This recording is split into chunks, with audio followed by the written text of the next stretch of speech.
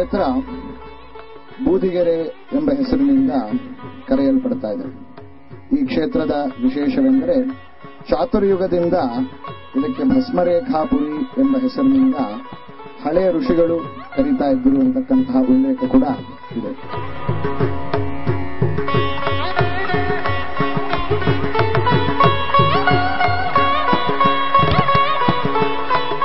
ಇಲ್ಲಿ ಅನೇಕ ಋಷಿಗಳು ಯಾಗಯಜ್ಞಾದಿಗಳನ್ನ ಆಚರಿಸಿ ಬಹಳಷ್ಟು ಪುಣ್ಯಕೃತಗಳು ನಡೆದಿರತಕ್ಕಂತಹ ಕಾರಣ ಈ ಕ್ಷೇತ್ರಕ್ಕೆ ಭಸ್ಮರೇಖಾಪುರಿ ಎಂಬ ಹೆಸರಿನಿಂದ ಕರೀತಾ ಇದ್ದಾರೆ.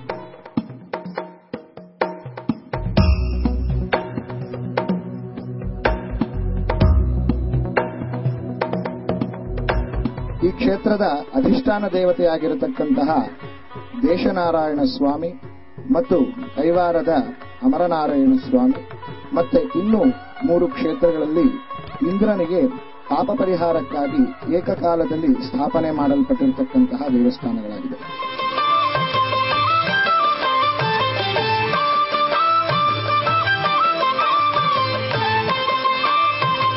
ಶ್ರೀ ಸಾಯಿನಾಥ ಭಗವಾನರು ತಮ್ಮ ಕಾರ್ಯಕ್ಷೇತ್ರವನ್ನಾಗಿ ಮಾಡಿಕೊಳ್ಳಬೇಕು ಅಂತ ಹೇಳಿ ಒಂದು ಮಂದಿರವನ್ನ ಏರ್ಪಾಟು ಮಾಡಿಕೊಳ್ಳಲು ಈ ಕ್ಷೇತ್ರವನ್ನ ಆಯ್ಕೆ ಮಾಡಿಕೊಂಡಿದ್ದಾರೆ.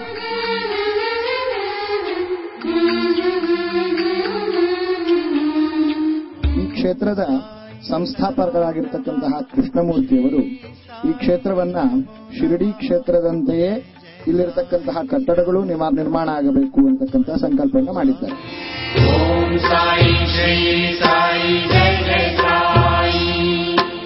ಓಂ ಸಾಯಿ ಶ್ರೀ ಸಾಯಿ ಜೈ ಜೈ ಸಾಯಿ.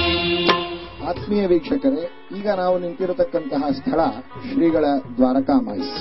ಓಂ ಸಾಯಿ ನಮಾಯ ಶ್ರೀ ಸಾಯಿ ನಮಾಯ ಹರ ಹರ ಬೋಲೆ ಸಾಯಿ ನಮಾಯ.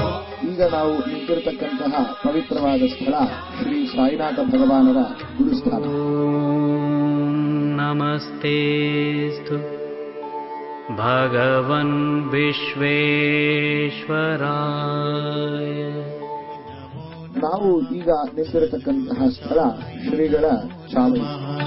ಓಂ ಸಾಯಿ ನಮೋ ನಮಃ. ಶ್ರೀ ಸಾಯಿ ನಮೋ ನಮಃ. ಜಯ ಜಯ ಸಾಯಿ ನಮೋ ನಮಃ. ಸದ್ಗುರು ಸಾಯಿ ನಮೋ ನಮಃ. ಈಗ ನಾವು ನಿಂತಿರತಕ್ಕಂತಹ ಸ್ಥಳ ಶ್ರೀ ಶಿರಡಿ ಸಾಯಿ ಬಾಬಾ ಸೇವಾ ಕೇಂದ್ರ ಬೂದಿಗೆರೆಯ ಸಮಾಧಿ ಮಂದಿರವಾಗಿದೆ. ಇದು ಕೂಡ ಶಿರಡಿ ಕ್ಷೇತ್ರದಂತೆ ನಿರ್ಮಾಣಗೊಂಡಿದೆ. ಶಿರಡಿ ಕ್ಷೇತ್ರದ ಮಾದರಿಯಾಗಿಯೇ ಇರಬೇಕೆಂಬುದೇ ಈ ಮಂದಿರದ ಸತ್ಸಂಕಲ್ಪವಾಗಿದೆ.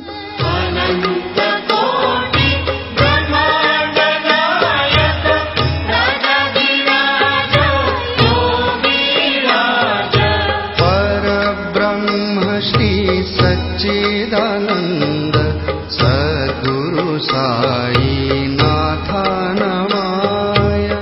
ಈಗ ನಾವು ಕಾಣ್ತಾ ಇರತಕ್ಕಂಥದ್ದು ಶ್ರೀ ಸಾಯಿ ಬಾಬಾರವರ 5.7 ಅಡಿಯ ಅಮೃತಶಿಲಾ ವಿಗ್ರಹ. ಈ ವಿಗ್ರಹವನ್ನು ರಾಜಸ್ಥಾನದ ಜೈಪುರದಿಂದ ತೆಗೆದುಕೊಂಡು ಬಂದು ಸ್ಥಾಪಿಸಲಾಗಿದೆ.